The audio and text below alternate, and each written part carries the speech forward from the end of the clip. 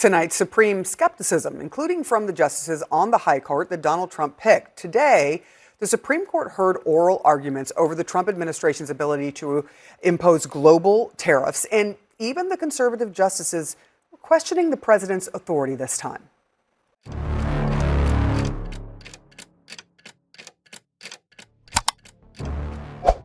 Le nombre de déclarations publiques faites par des dirigeants de partis politiques en dehors de l'agenda officiel a considérablement augmenté au cours des 3 dernières semaines. Dans l'après-midi du 29 novembre, lors d'une session privée de la Commission des affaires juridiques du Sénat, un mémorandum confidentiel rédigé par 3 conseillers législatifs liés à différents groupes parlementaires a été enregistré, alertant sur l'existence d'une ligne argumentative commune dans plusieurs documents juridiques récemment soumis à la Cour suprême. Le document, qui a circulé de manière restreinte parmi les présidents des sous-commissions, indiquait que les arguments soutenant l'élargissement des pouvoirs exécutifs étaient recyclés avec de légères variations narratives, mais conservaient dans leur essence la même stratégie: tester les limites du contrôle juridictionnel sur les actions présidentielles prises sous le prétexte d'une urgence nationale. Cette constatation n'impliquait pas nécessairement en soi une rupture, mais la manière dont elle a été accueillie par des sénateurs au profil idéologique différent a fini par inaugurer un revirement qui échappait au protocole habituel. Au lieu de renvoyer le sujet pour analyse technique à la commission législative, comme c'est le cas dans des situations similaires, les présidents de 2 commissions permanentes ont choisi de convoquer une réunion conjointe à caractère informatif, avec un ordre du jour unique et limité à l'analyse des stratégies juridiques récurrentes ayant un impact institutionnel systémique. Ce geste a été interprété en coulisses comme un premier signe de malaise face à l'utilisation répétée de justifications d'urgence pour élargir la marge de manœuvre de l'exécutif dans des domaines qui nécessitent traditionnellement une délibération législative préalable. L'impact de cet épisode ne s'est pas limité à ce qui s'est passé dans la salle à ce moment-là.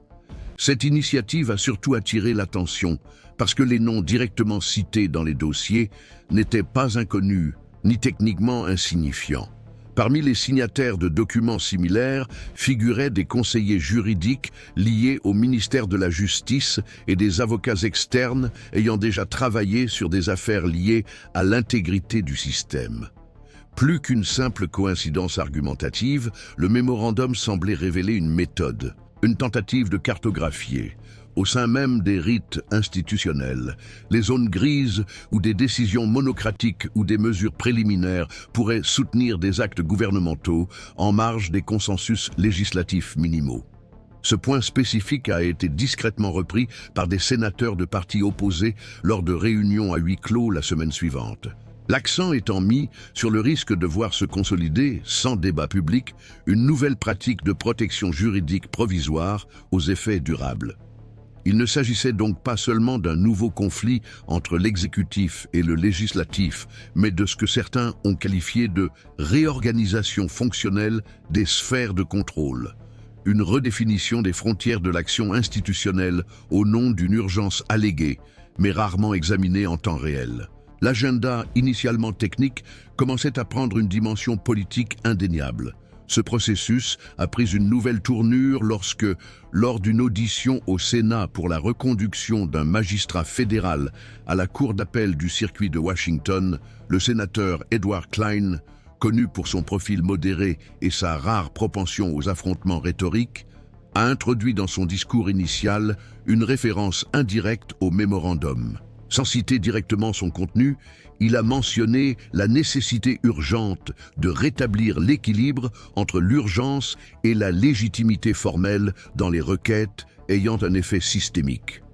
Cette phrase, soigneusement rédigée, figurait également dans le rapport technique à l'appui de la réunion précédente et a été immédiatement reconnue par les conseillers comme une manière voilée d'inscrire dans le registre public une préoccupation jusqu'alors restreinte aux coulisses. Cette inflexion verbalisée lors d'une audition publique n'a pas suscité de réaction immédiate de la part du magistrat, qui a poursuivi avec des déclarations conformes aux bonnes pratiques attendues.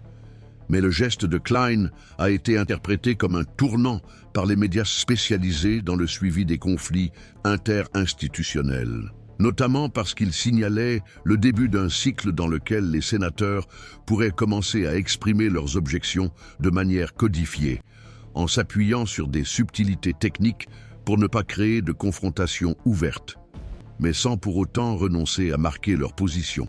À partir de cette intervention, la presse juridique et une partie du personnel technique du Congrès ont commencé à cartographier plus attentivement les recoupements entre les décisions judiciaires récentes, les requêtes présentant une structure argumentative similaire et les déclarations institutionnelles répétées sur la difficulté de superviser les mesures prises au titre de l'exceptionnalité.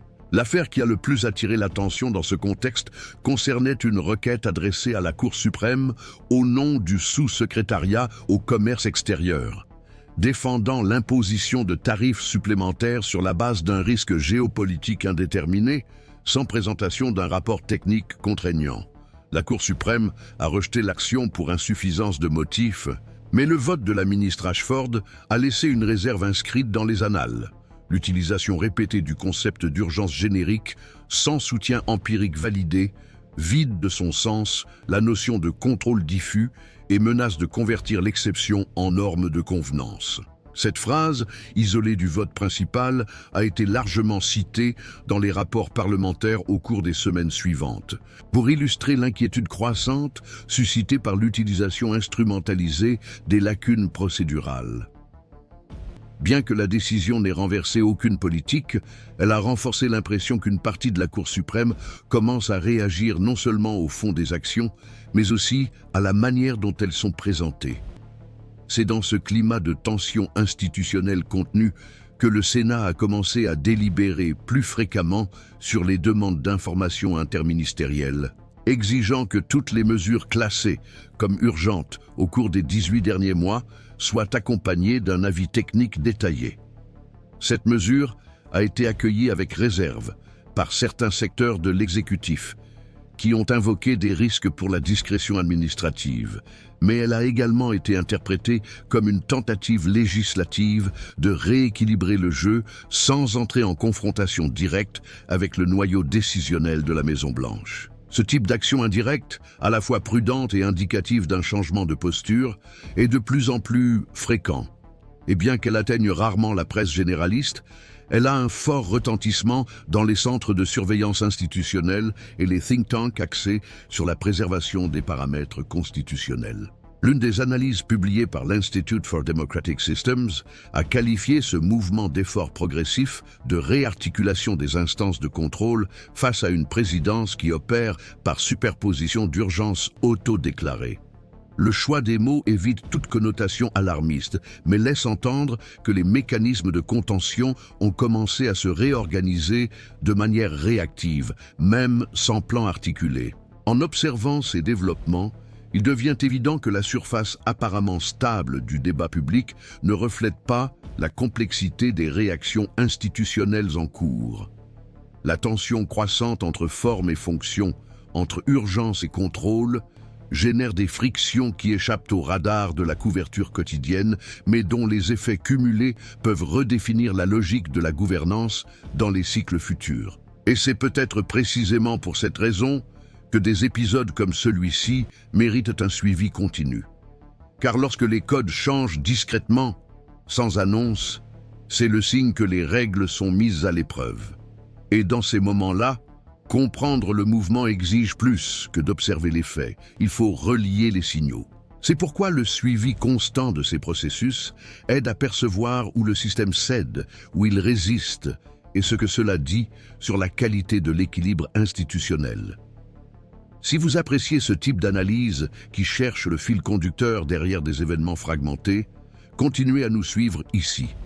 À partir de là, les analystes institutionnels ont commencé à s'intéresser moins aux déclarations publiques et davantage aux mécanismes... You don't hand matches to an arsonist, and you don't give power to an angry left wing. Le Bureau de la responsabilité gouvernementale a publié une note technique révisée sur l'utilisation des dispositifs d'urgence dans les politiques tarifaires.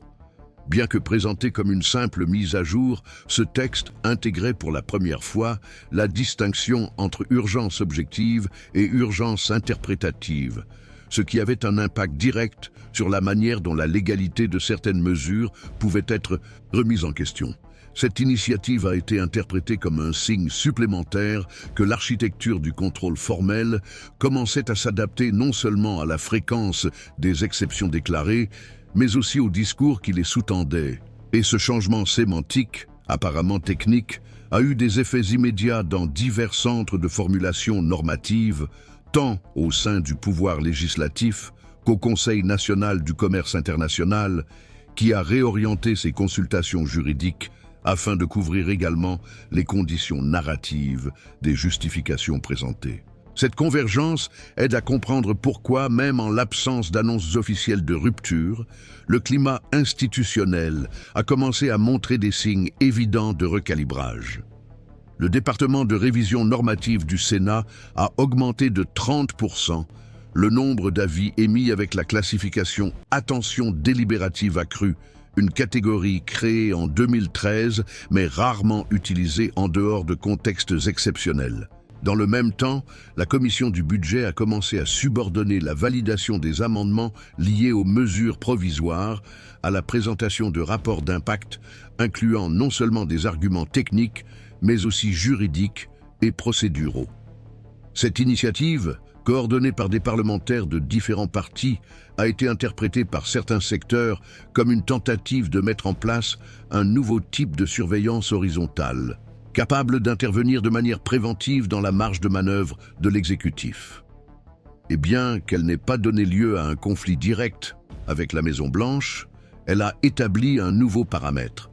L'idée que la justification normative doit être traçable, même lorsqu'elle invoque l'urgence. C'est dans ce contexte que les termes « densité argumentative minimale » et « pertinence institutionnelle projetée » réapparaissent plus fréquemment dans les documents internes du Congrès.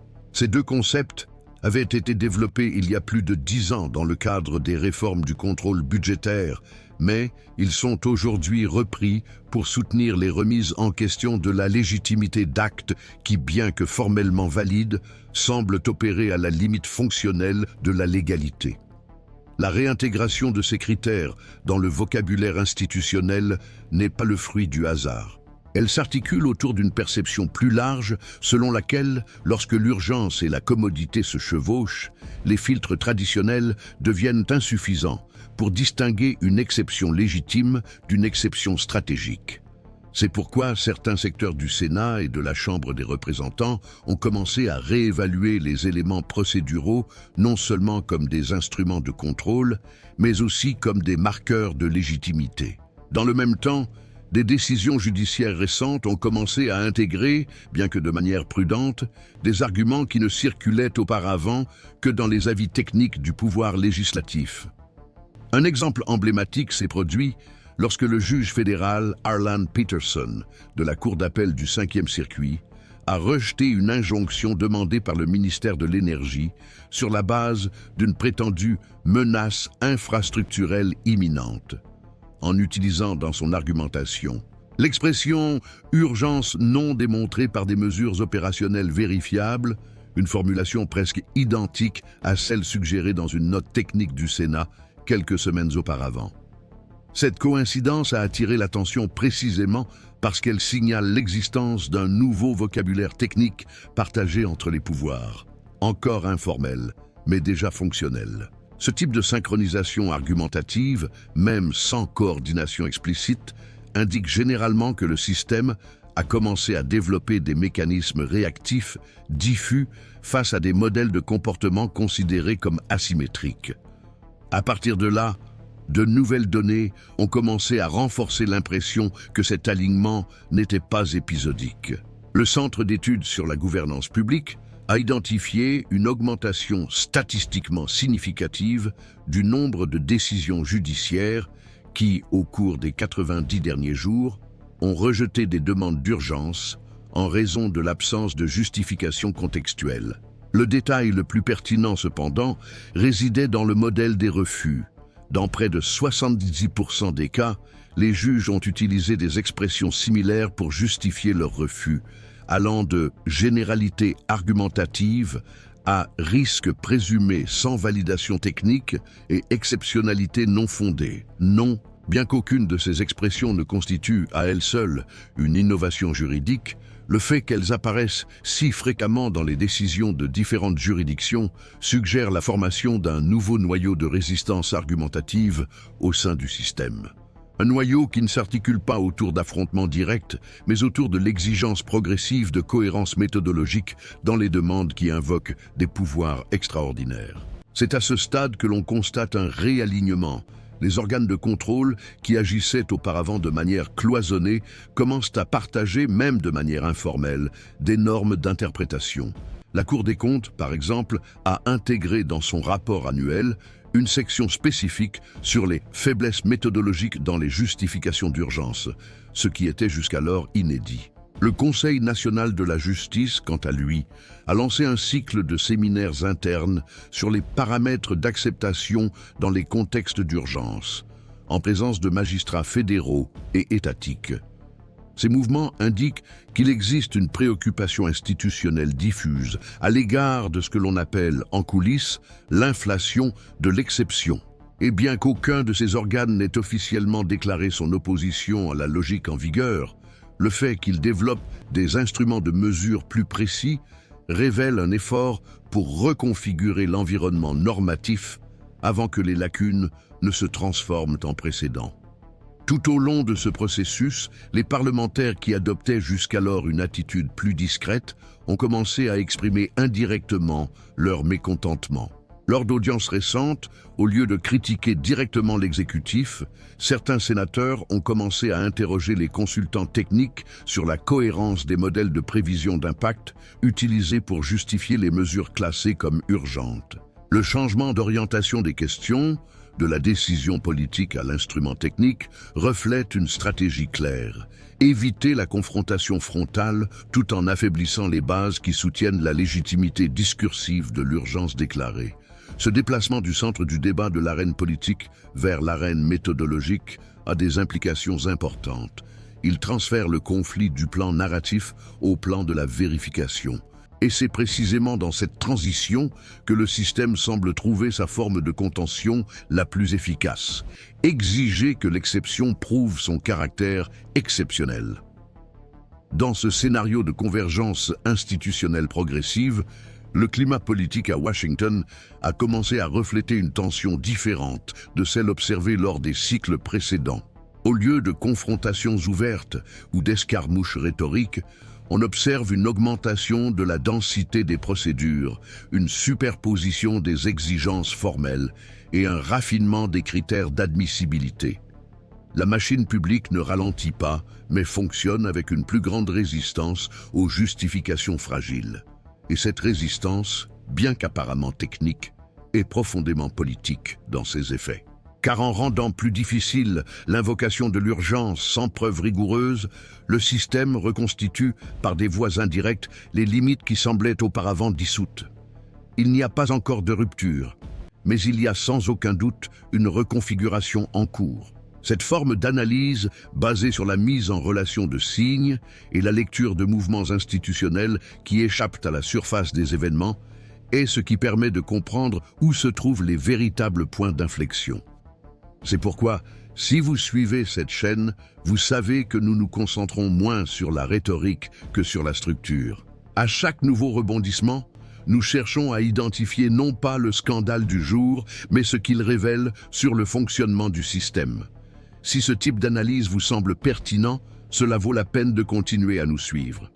Il existe des interprétations divergentes sur ce que représente l'intensification de la coordination technique entre les organes de contrôle, les tribunaux et certains segments du pouvoir législatif. Pour certains spécialistes du droit constitutionnel, il s'agit d'une sorte d'autorégulation spontanée du système face à des normes d'action gouvernementale qui repoussent sans cesse les limites traditionnelles de la contention. Dans cette perspective, le recours récurrent à l'urgence comme justification politique cesse d'être une exception et provoque des réponses fonctionnelles à différents niveaux de la structure institutionnelle. Cette convergence ne dépend pas d'une planification ou d'une coordination délibérée. Elle émerge d'acteurs autonomes qui partagent la perception que certaines limites sont fréquemment dépassées. D'autres observateurs, cependant, adoptent une lecture plus prudente, considérant qu'il s'agit de réponses isolées, encore insuffisantes pour freiner la normalisation de l'exceptionnalité comme pratique quotidienne.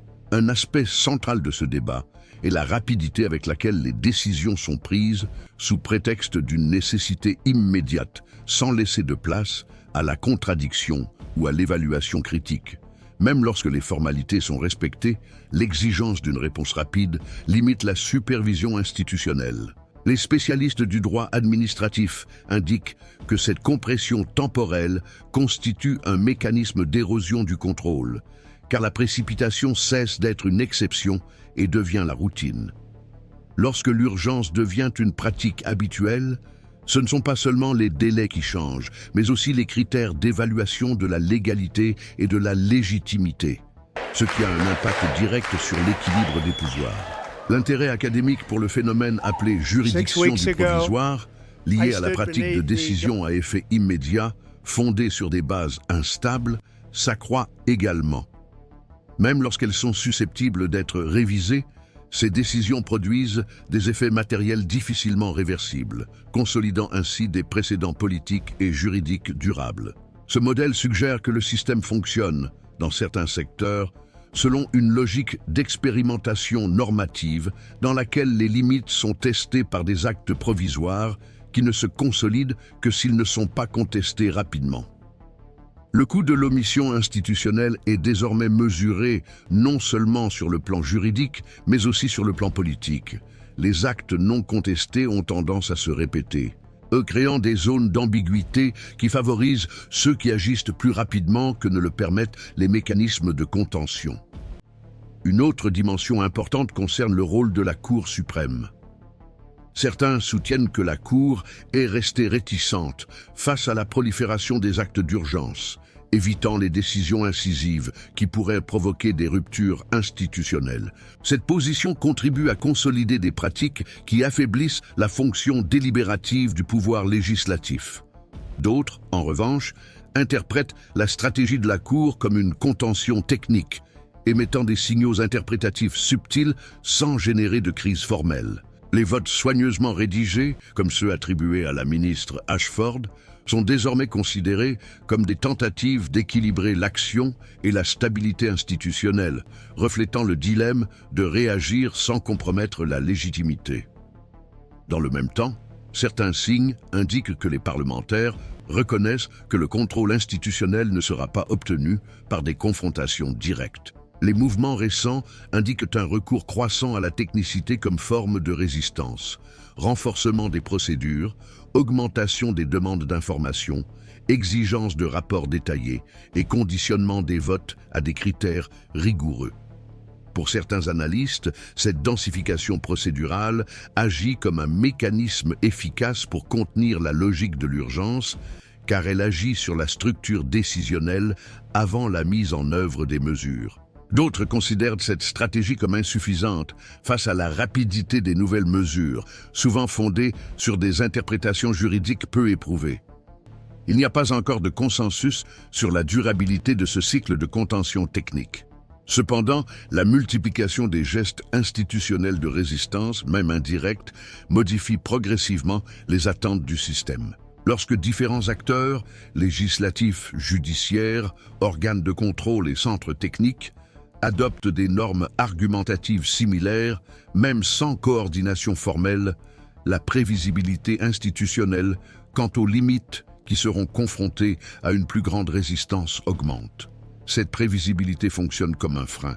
Elle n'empêche pas les transgressions, mais rend leur répétition plus coûteuse, réduisant ainsi la marge de surprise et le risque institutionnel. C'est là qu'apparaît l'une des interprétations les plus récurrentes parmi les experts. Le système réapprend progressivement à dire non. Non pas par rupture, mais par recomposition des normes.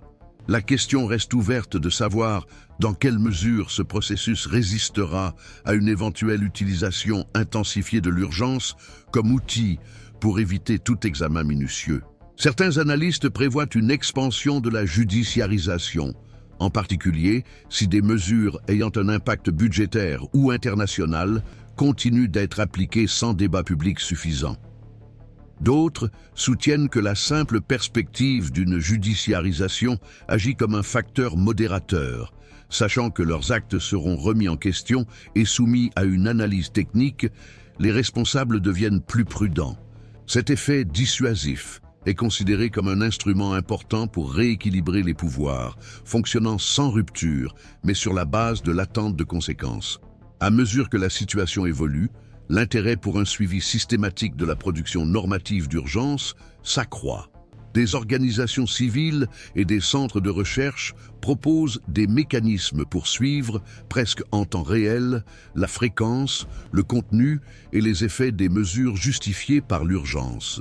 Bien qu'ils ne soient pas encore institutionnalisés, ces efforts indiquent que le conflit en cours transcende l'affrontement entre le gouvernement et l'opposition, puisqu'il s'agit de conceptions différentes de l'exercice légitime du pouvoir. Dans ce contexte, la frontière entre normalité et exception cesse d'être une simple question juridique pour devenir une question de méthode, de routine et de normes décisionnelles. Enfin, il est important de souligner que les transformations de ce type se présentent rarement de manière explicite. Elles se consolident par accumulation, répétition et usure progressive, et ne deviennent perceptibles que lorsqu'elles ont déjà modifié le fonctionnement quotidien. Un suivi continu ne sert pas à anticiper les résultats, mais à identifier les normes émergentes. Si ce type d'analyse est pertinent, restez attentifs, car c'est dans l'observation détaillée des changements institutionnels que se trouve la véritable clé de la compréhension.